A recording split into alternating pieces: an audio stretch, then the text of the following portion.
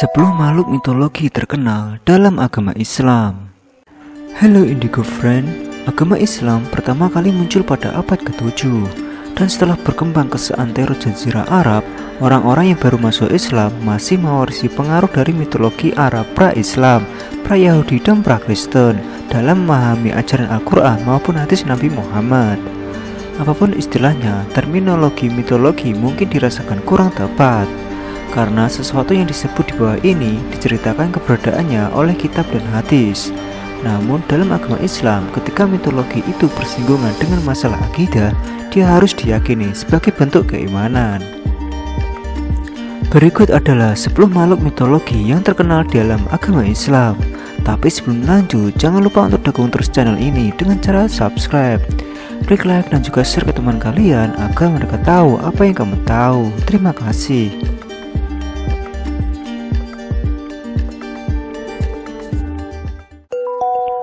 Buruk.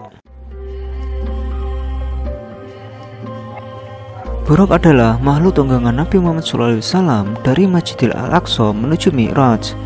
Ketika peristiwa Isra Mi'raj, makhluk bersayap dan bertelinga panjang yang dibawa oleh malaikat Jibril ini memiliki wajah yang rupawan, badan yang lebih besar dari keledai namun lebih kecil dari begal. Pada setiap langkahnya, sejauh jarak pandangnya, hal ini membuat Buruk menjadi tunggangan paling cepat. Ketika akan ditunggangi oleh Nabi Muhammad SAW, Buruk sempat meronta. Kemudian malaikat Jibril meletakkan tangannya dan berkata, "Apakah kamu tidak malu wahai Buruk? Demi Allah, tidak ada yang menunggumu di semua ciptaan yang lebih disayangi Allah daripada dirinya." Mendengar hal demikian, Buruk merasa malu dan berkeringat hingga basah kuyup, dan akhirnya diam ketika Nabi Muhammad SAW menaikinya.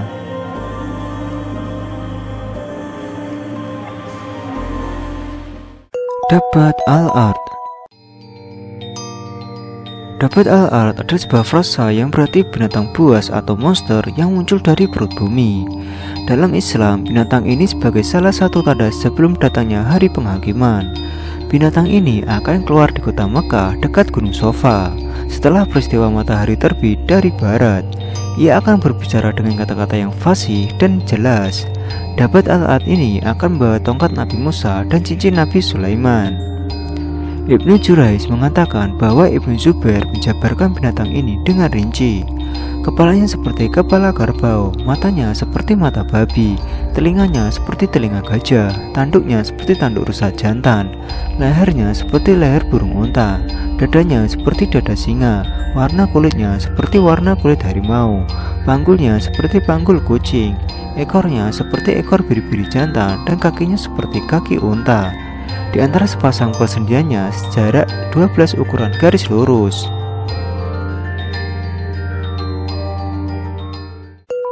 Ya'juj dan Ma'juj. Ya'juj dan Ma'juj adalah sebutan kepada suatu bangsa yang muncul di akhir zaman, yang memiliki kekuatan sebagai perusak dan penghancur kehidupan di muka bumi.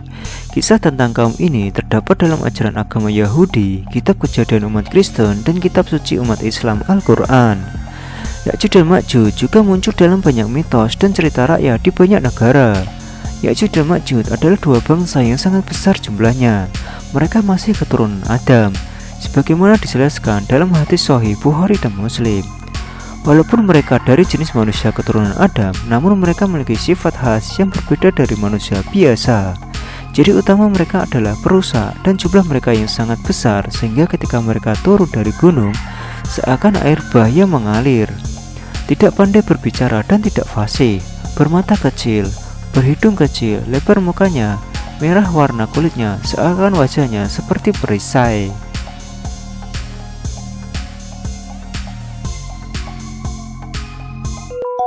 Imam Mahdi. Imam Mahdi atau Muhammad Al-Mahdi adalah seorang muslim berusia muda yang akan dipilih oleh Allah untuk menghancurkan semua kezaliman dan menegakkan keadilan di muka bumi sebelum datangnya hari kiamat. Nama Imam Mahdi sama persis dengan Rasulullah SAW, yaitu Muhammad bin Abdullah.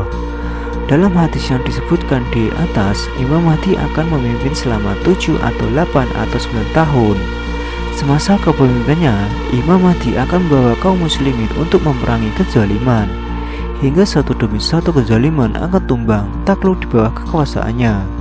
Kemenangan demi kemenangan yang diraih Imam Mahdi dan pasukannya akan membuat murka raja kezaliman, yakni Dajjal, sehingga membuat Dajjal keluar dari persembunyiannya dan berusaha membunuh Imam Mahdi serta pengikutnya.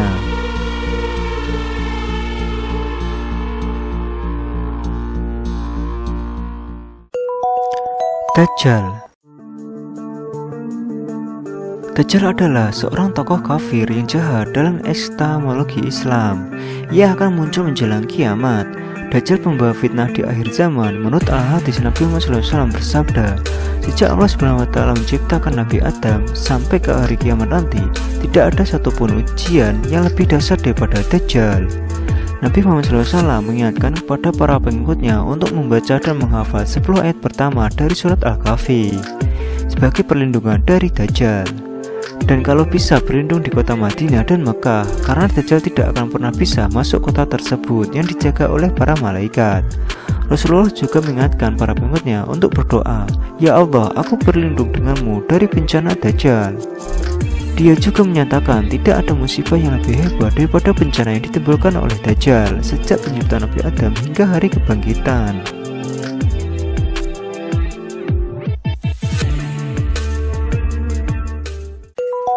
Azazil. Azazil adalah nama asli dari iblis yang merupakan bapak dari bangsa jin. Sedangkan pendapat lain mengatakan bahwa nama asli iblis adalah Al-Harits. Menurut syariat Islam, Azazil adalah pemimpin kelompok setan dari kalangan jin dan manusia. Menurut keyakinan agama Islam, bahwa sebelum diciptakan Adam, Azazil pernah menjadi imam para malaikat dan kanzil al-jannah atau bendaharawan surga. Sebelum dilanat oleh Allah, Azazil memiliki wajah rupawan cemerlang, mempunyai 4 sayap, banyak ilmu, terbanyak dalam hal ibadah, serta menjadi kebanggaan para malaikat. Dan dia juga pemimpin para malaikat, dan masih banyak lagi. Setelah ia enggan untuk bersujud pada Adam, Allah mengubah kepalanya seperti kepala unta, dadanya seperti daging yang menonjol di atas punggung. Wajah yang ada di antara dada dan kepala itu seperti wajah kera. Kedua matanya terbelah pada sepanjang permukaan wajahnya. Lubang hidungnya terbuka seperti jari tukang bekap. Kedua bibirnya seperti bibir lembu. Taringnya keluar seperti taring babi hutan, dan janggut terdapat sebanyak 7 helai. Azazil diberi umur hingga hari akhir kiamat, dengan janji untuk menyesatkan manusia sebanyak mungkin dan menemaninya di neraka jahanam.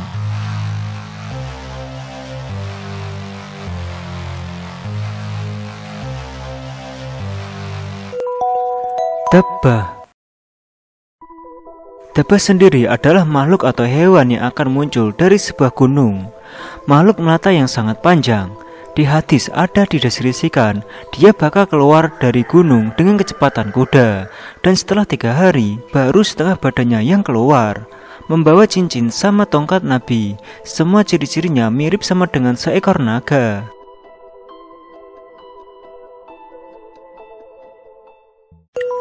Burung Anka. Burung ini pernah ada pada zaman Nabi Hanzalah dengan umatnya penyembah berhala dan membangkang kepada Allah SWT. Disebut juga Nabi Hanzalah berhasil membunuh burung besar ini dengan cara meminta doa pada Allah untuk memusnahkan dan menghilangkan keturunannya. Burung ini sering diidentikan dengan burung simbol dari Persia dan Finis dari Mesir kuno. Menurut manuskrip kuno berupa teks Arab kuno dari Timur Tengah, burung ini tinggal di gunung yang sangat tinggi, memiliki tubuh yang sangat besar, sehingga ketika terbang ia akan menutupi matahari, dan mampu membawa gajah dengan cakar tajamnya. Burung ini memiliki 4 sayap, 2 panjang serta 2 lagi ukurannya lebih pendek. Badannya seperti leher unta, dan seluruh tubuhnya ditutupi bulu yang memiliki warna yang sangat banyak.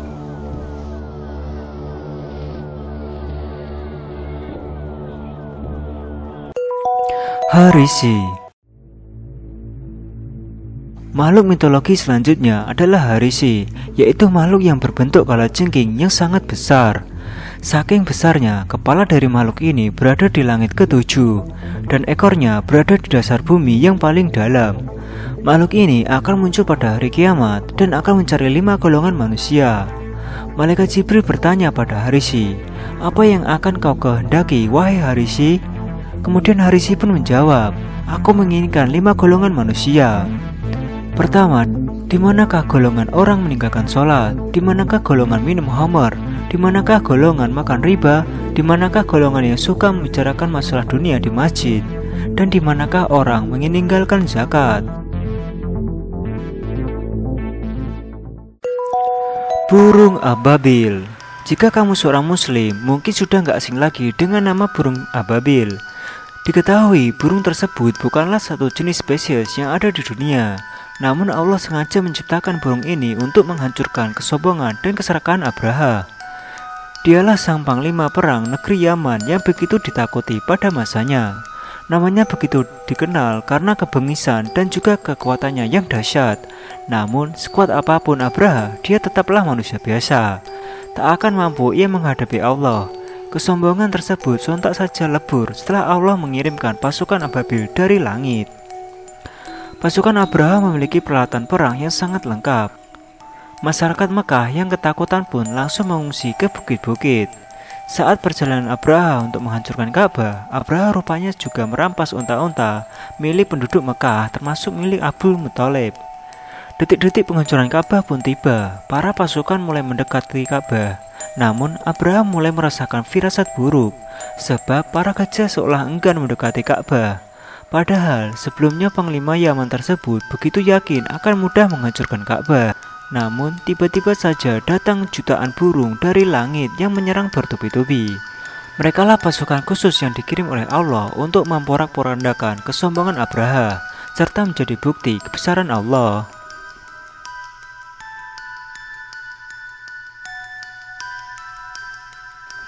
Nah, itulah tadi 10 makhluk mitologi dalam Islam yang sangat terkenal. Tentu semua informasi yang ada di dalam video ini hanyalah sebuah pengetahuan yang wajib kita ketahui. Terlebih lagi, semua kisah di atas wajib kita teladani dan kita ambil hikmahnya. Semoga Allah melindungi kita semua dari semua hal yang celaka seperti di atas. Tentu masih banyak lagi makhluk mitologi lainnya yang belum diinformasikan. Terima kasih sudah menonton video ini hingga akhir. Dukung channel ini dengan cara subscribe, komen, like, dan share. Sampai jumpa di video selanjutnya.